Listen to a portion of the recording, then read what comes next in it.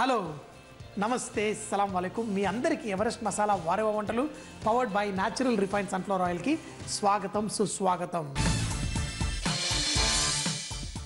బెండకాయతో మనం ఎన్నో రకాలు చేసుకుంటూ ఉంటాం. బెండకాయ పులుసు అంటే ఇష్టం, బెండకాయ వేపుడు. ఈరోజు మాత్రం బెండకాయతో వెరైటీగా పొడి మసాలా కూర చేసుకుందాం.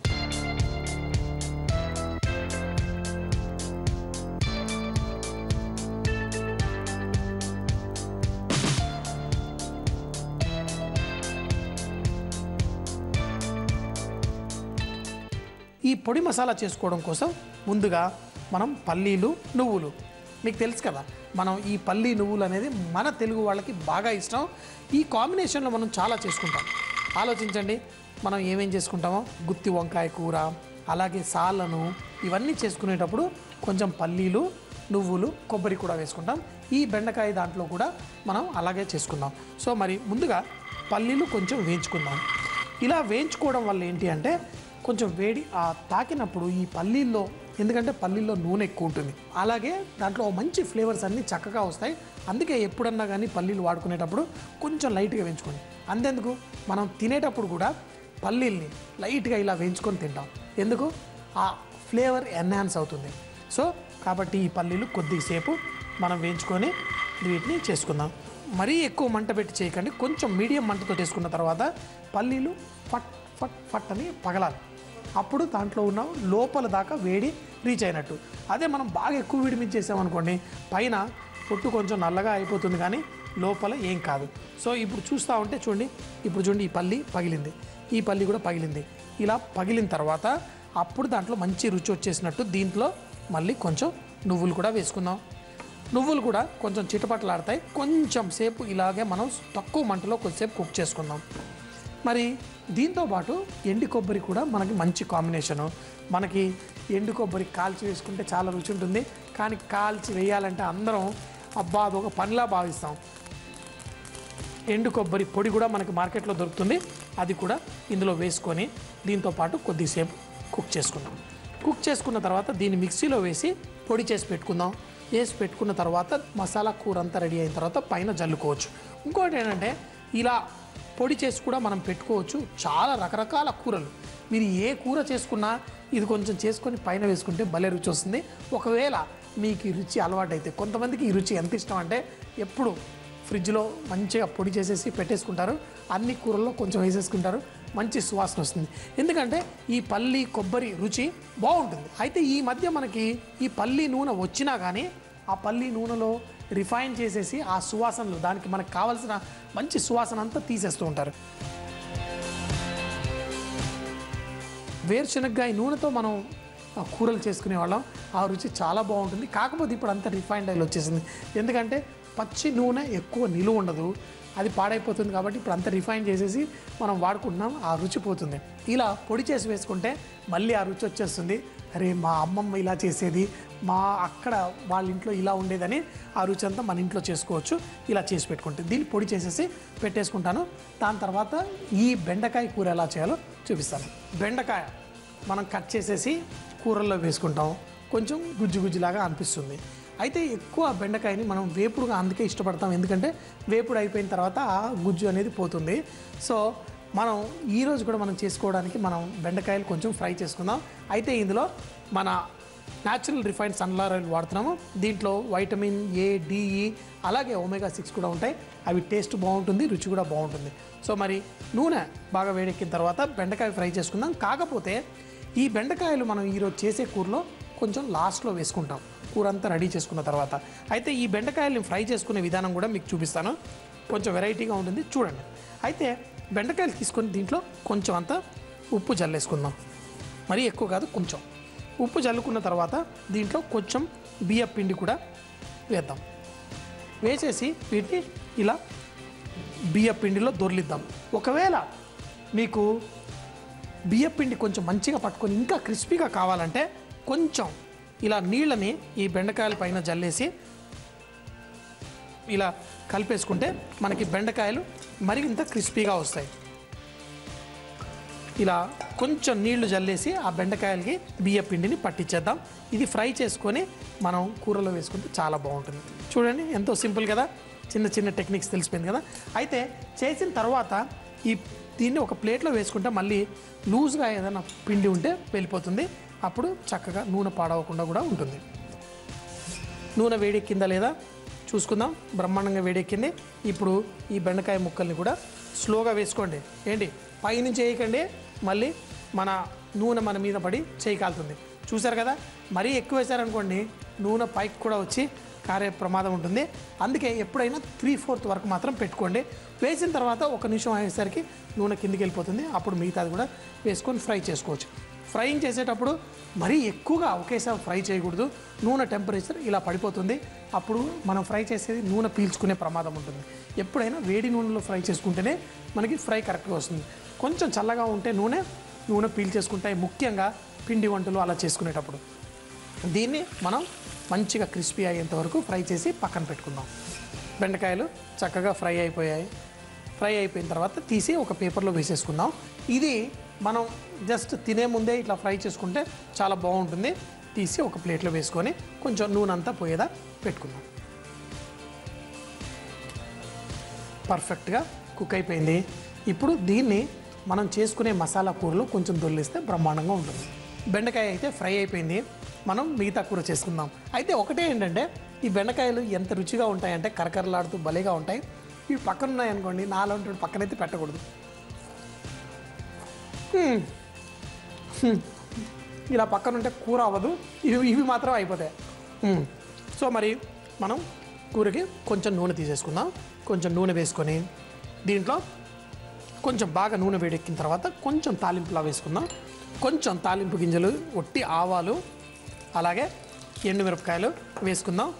వేసుకొని దీంట్లో కొంచెం చిటపట్లాడిన తర్వాత మంచి ఆ ఎండుమిరపకాయలు నూనెలో వేగుతూ కొంచెం మంచి టేస్ట్ వస్తుంది. ఇప్పుడు ఇందులో ఉల్లిపాయలు కూడా వేసుకుందాం. ఈ ఉల్లిపాయలతో పాటు కొంచెం ఉప్పు వేసి కొంచెం కుక్ చేసుకుందాం. ఆహా, ఇలా ఎండుమిరపకాయలు నూనెలో వేగితే ఎంత మంచి సువాసన వస్తుందో. సో మరి ఈ ఉల్లిపాయల్ని కూడా కొంచెం వేయించుకొని, మరీ ఎక్కువ వేయించుకోక్కర్లేదు, ఎందుకంటే మన బెండకాయ ఫుల్ వేపుడు. ఇది కొంచెం పచ్చిగా ఉన్న బాగానే ఉంటుంది. వేసుకున్న తర్వాత దీంట్లో మనం కొంచెం అల్లం వెల్లుల్లి ముద్ద వేసుకుందాం.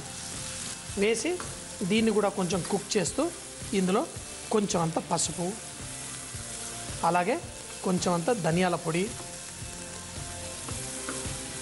అలాగే కొంచెం అంత కసూరి మేతి.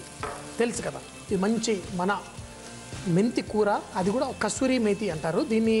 ఆ పాకిస్తాన్ ఆ ఏరియాలో పెరుగుతుంది, మంచి సువాసన ఉంటుంది, మన మామూలు మేతి కాకుండా. సో దీన్ని కూడా కొంచెం పొడి చేసి ఇందులో వేసుకొని దీంట్లో కొంచెం కారం కోసం కొంచెం అంత పచ్చిమిరపకాయల పేస్ట్, కొంచెం కాదు బాగానే వేసాను, అలాగే కొంచెం టమాటాలు కూడా వేసుకుందాం. ఇవన్నీ మన వేసుకునే పొడికి మంచి టేస్ట్ ఇస్తుంది. అయితే ఆ టమాటాలు ఉల్లిపాయలు కూడా మరీ ఎక్కువగా మనం కుక్ చేసుకోవాల్సిన అవసరం లేదు. అలాగే ఇందులో కొత్తిమీర కూడా ఇప్పుడే వేసేసుకుందాం.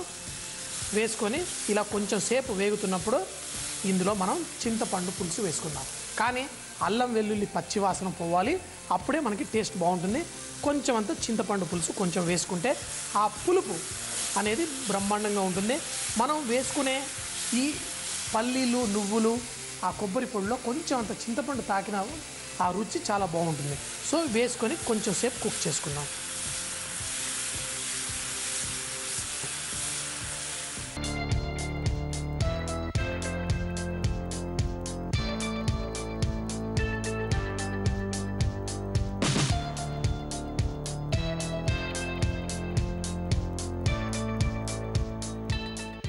ఇప్పుడు మనకి కావలసిన ఆ రుచి అదంతా మన ఈ కొబ్బరి ఈ పొడిలో వచ్చేస్తుంది. ఓకే, కొంచెం వేసుకొని దీన్ని ఇలా వేయించుకుందాం.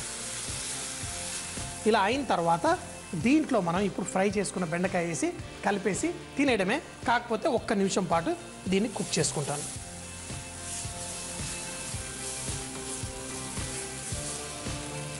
ఇది కొంచెం సేపు కుక్ అయిన తర్వాత, ముఖ్యంగా ఇలా నాన్ స్టిక్లో కుక్ చేసుకుంటే ఈజీగా ఉంటుంది. అదే కనుక మామూలు గిన్నెల్లో మనం చేసుకుంటే కనుక ఇది కొంచెం అంటుకొని కొంచెం కష్టపడుతుంది. కానీ నాన్ స్టిక్లో చేసుకుంటే పర్ఫెక్ట్గా ఉంటుంది. లాస్ట్లో కొంచెం అంత పంచదార వేసేసి మన బెండకాయ ముక్కలు ఫ్రైగా చేసుకునేవి ఇవి వేసుకొని దీంట్లో కలిపేసుకుందాం.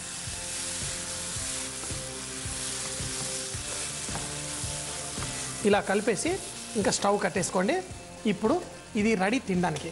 కొంచెం ఈ బెండకాయకి కూడా ఈ మసాలా తాకితే చాలు, భలే టేస్టీగా ఉంటుంది. ఈ మసాలాతోటి మంచి టేస్ట్ వస్తుంది. దీన్నే కనుక మనం అన్నంలో కలుపుకొని తిన్నా, దేంతో చపాతీలతో తిన్నా చాలా టేస్టీగా ఉంటుంది. సో మరొక్కసారి కరకరలాడుతూ బెండకాయ ఈ మసాలా, కరకరలాడుతూ బెండకాయ ఈ మసాలా ఏంటి అదిరిపోయిందంటే అదిరిపోయింది, చాలా టేస్టీగా ఉంటుంది. సో తప్పకుండా మీరు కూడా ట్రై చేయండి. ఆహా, టేస్ట్ కూడా మన తెలుగు వాళ్ళకి పర్ఫెక్ట్గా పక్కాగా టేస్టీగా అదిరిపోతుంది. తప్పకుండా ట్రై చేయండి. ఏంటి వారేవా అంటే మరి ఇదే. సో ఆలోచించేదే లేదు, ఈరోజే ట్రై చేసి తప్పకుండా మాకు రాయండి ఎలా ఉందో. బెండకాయ పొడి మసాలా కూర తయారు చేయ విధానం. ముందుగా వేరుశనగలు, నువ్వులు, అలాగే ఎండు కొబ్బరి పొడి వేసి వేయించి పొడి చేసి పెట్టుకోవాలి. ఒక బౌల్లో బెండకాయ ముక్కలు, ఉప్పు, బియ్యం పిండి, కొన్ని నీళ్లు చిలకరించి వాటిని కలిపి వేడి నూనెలో ఫ్రై చేసి పెట్టుకోవాలి. తర్వాత ఒక ప్యాన్ లో నూనె వేడి చేసి ఆవాలు, ఎండుమిరపకాయలు, ఉల్లిపాయ ముక్కలు, ఉప్పు, అల్లం వెల్లుల్లి పేస్ట్, పసుపు వేసి వేగిన తర్వాత ధనియాల పొడి, కసూరి మేతి పొడి, పచ్చిమిరపకాయల పేస్ట్, టమాటా ముక్కలు, కొత్తిమీర, చింతపండు పులుసు వేసి కొద్దిసేపు ఉడికిన తర్వాత ముందుగా చేసిన నువ్వులు, కొబ్బరి పొడి వేసి 1 నిమిషం పాటు కుక్ చేసుకోవాలి. చివరిగా కొంచెం పంచదార, ఫ్రై చేసిన బెండకాయలు వేసి స్టవ్ ఆఫ్ చేసేయాలి. దీన్ని అన్నంతో కానీ చపాతీలతో కానీ తింటే చాలా రుచిగా ఉంటుంది. నెక్స్ట్ రాగిని మీకోసం ఒక స్పెషల్ వంటకం చూపిస్తుంది, మరి చూస్తారా? ఈరోజు భలే భలే బ్రేక్ఫాస్ట్లో మీ అందరి కోసం ఒక అట్టు తీసుకొచ్చానండి. మీకు ఎన్నో దోశలు చూపించాను, అట్లు చూపించాను, రకరకాల స్టఫింగ్స్ పెట్టి చూపించాను. మరి మీరు అవన్నీ ట్రై చేశారా? ట్రై చేయకపోతే ట్రై చేస్తూనే ఉండండి. రకరకాలైన దోశలు చేయండి, ఫ్రెష్గా చేసుకొని తినండి బయటకు వెళ్ళకుండా. సో మరి ఈరోజు మీకోసం మనం బేసన్ రవ్వ అట్టు చేయబోతున్నాను. మీకు బేసన్ ఎగ్ దోశ కూడా చూపించాను. సో మరి బేసన్తో కొంచెం రవ్వ వేసుకొని అట్టు కూడా చేసుకుంటే రెగ్యులర్ వేసుకునే దోశలాగే చాలా చాలా బాగుంటాయి. సో మరి స్టార్ట్ చేసేద్దామా ఈ బేసన్ రవ్వ అట్టు.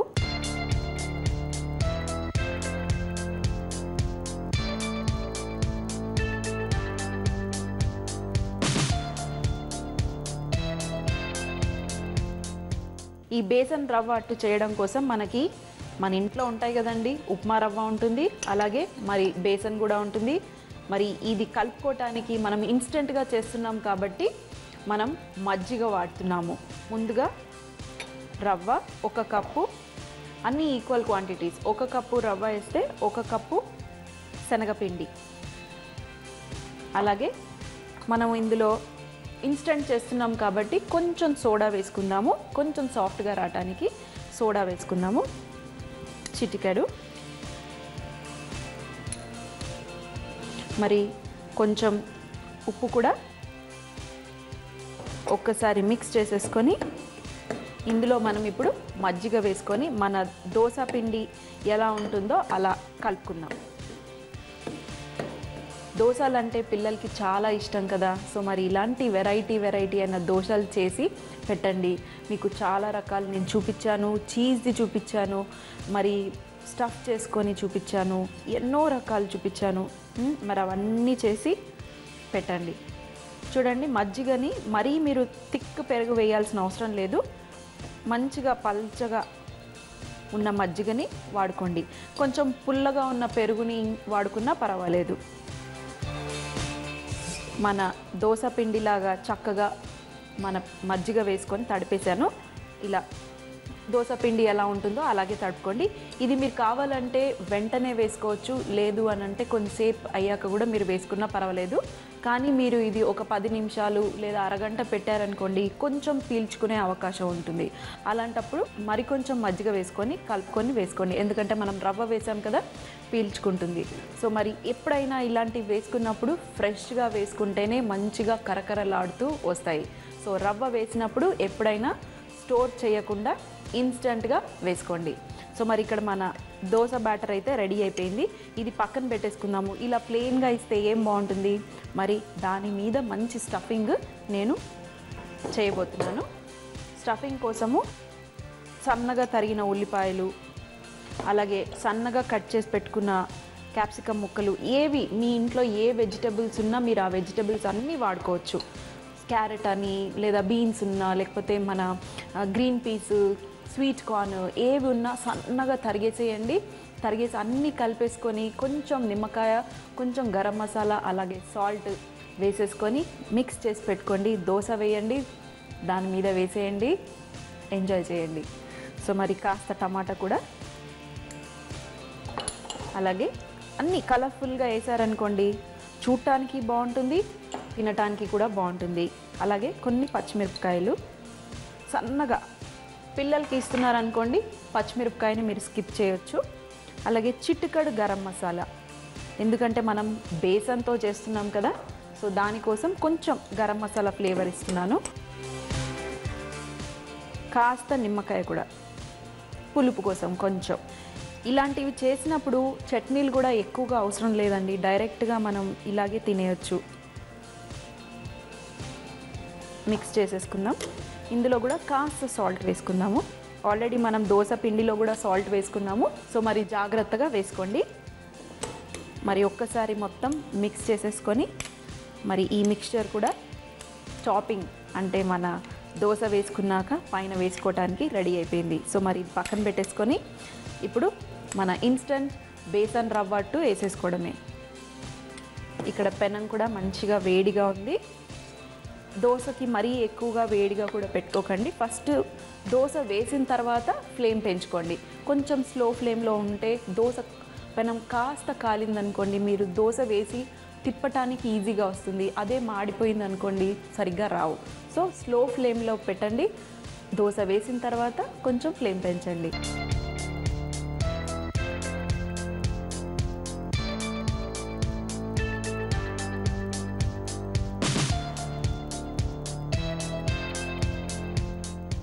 ఇక్కడ రెడీ ఉంది. ఇది చక్కగా మనం రెగ్యులర్ దోశలు వేసుకున్నట్టే వస్తుంది. చూడండి ఎంత చక్కగా దోశ వేసుకోగలుగుతున్నాను. అంతే, ఎంత సింపుల్ ఇన్స్టంట్ బేసన్ రవ్వ అట్టు. చూడండి మరి స్లో ఫ్లేమ్లోనే పెట్టండి. మరి స్టఫింగ్ వేసుకోవాలి కదా, ఎప్పుడు నేను దోశలు వేసేటప్పుడు చెప్తూ ఉంటాను, ఫ్లేమ్ తక్కువ పెట్టుకుని ఏవేవి మనం టాపింగ్స్ వేసుకుంటామో అవి వేసుకునే అంతవరకు ఎప్పుడు స్లో ఫ్లేమ్లో పెట్టుకుంటే ఏమవుతుంది, కింద కాలకుండా ఉంటుంది. ఎక్కువగా వేసుకుంటే బాగుంటుంది. మరి లాస్ట్లో కొంచెం ఆయిల్, మీకు ఆయిల్ వేసుకోవాలంటే వేసుకోండి, వేసుకోకపోయినా పర్వాలేదు. ఇది పచ్చిగా ఉన్నప్పుడే మీకు కావాలంటే ఒక్కసారి ఇలా ప్రెస్ చేసుకుంటే, మనం ఇది వన్ సైడే కుక్ చేస్తాము, ఇంకో సైడ్ కుక్ చేయము. వెజిటబుల్స్ వేసాం కాబట్టి ఇంకో సైడ్ కుక్ చేయము, అందుకనే నేను ఇలా ప్రెస్ చేస్తున్నాను. లేదు అనంటే మీరు ఇలా ప్రెస్ చేసుకొని ఒకసారి ఇంకో వైపు కూడా మీరు కుక్ చేసుకోవచ్చు. ఇప్పుడు మనం ఫ్లేమ్ కాస్త పెంచుదాం. మరి మన కరకరలాడుతూ బేసన్ రవ్వ అట్టు రెడీ అయిపోతుంది. సో మరి కొంచెం మంచి గోల్డెన్ కలర్ వచ్చే వరకు కాల్చుకుందాం. చూడండి నేను వేసిన తర్వాత ఫ్లేమ్ పెంచుకున్నాను. ఒక్క నిమిషం తర్వాత చూడండి ఈజీగా ఎంత చక్కగా వస్తుంది. చూస్తే ఆమ్లెట్ వేసుకున్నట్టు ఉంది కదా, వెజిటబుల్ ఆమ్లెట్. చూడండి ఇక్కడ చూడండి మంచి రంగు కూడా వచ్చేసింది. ఎంత క్రిస్పీగా ఉంది చూడండి, క్రిస్పీగా బయట, లోపల కాస్త సాఫ్ట్గా. మరి ఇది రెడీ అయిపోయింది. మీకు కావాలంటే చెప్పాను కదండి ఇంకో వైపు తిప్పుకున్నా పర్వాలేదు, కానీ నేను ఇలాగే వేసుకుంటున్నాను. చూడండి ఎంత చక్కగా సింపుల్గా టెన్షన్ లేకుండా మార్నింగ్ ఇంత మంచి దోశ రెడీ అయిపోతుంది. బయట మంచిగా కొంచెం క్రిస్పీగా, లోపల సాఫ్ట్గా. ఏమీ అవసరం లేదండి, డైరెక్ట్గా ఇలాగే తినొచ్చు. మనం గరం మసాలా వేసాము, ఉప్పు వేసాము, అలాగే నిమ్మకాయ రసం కూడా పిండాము. సూపర్ అండి. గ్రైండింగ్ పని లేదు, పులవ పెట్టే పని లేదు. ఇమీడియట్గా మార్నింగ్ లేదా మీరు ముందు రోజు అనుకున్నారనుకోండి, మార్నింగ్ ఇట్టే మీ బ్రేక్ఫాస్ట్ రెడీ అయిపోతుంది. మరి వారేవా ప్రోగ్రాంలో భలే బ్రేక్ఫాస్ట్ చూస్తే మీకు ఎన్ని లాభాలో. మార్నింగ్ మీ బ్రేక్ఫాస్ట్ ఇన్స్టంట్గా తొందరగా రెడీ అయిపోతుంది, లేట్ అవ్వకుండా.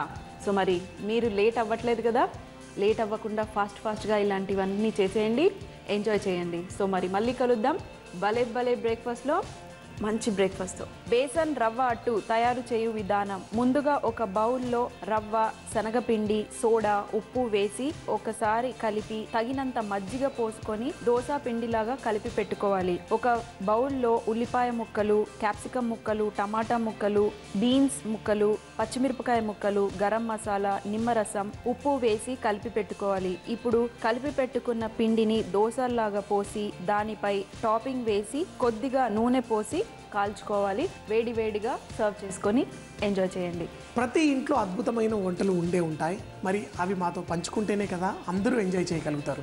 మీ ఫేవరెట్ రెసిపీస్ మాకు రాసి పంపించి XXX డిటర్జెంట్ సోప్ తరఫున ఒక మంచి బహుమతి గెలుచుకోగలరు. మా చిరునామా MIG 1540 BHEL హైదరాబాద్ 502032. ఈరోజు వంటలైతే చూసేశారు. మళ్ళీ రేపు ఇదే టైంకి మళ్ళీ కలుద్దాం. అప్పటిదాకా సీ యూ, బాయ్ బాయ్, ఖుదాఫిజ్.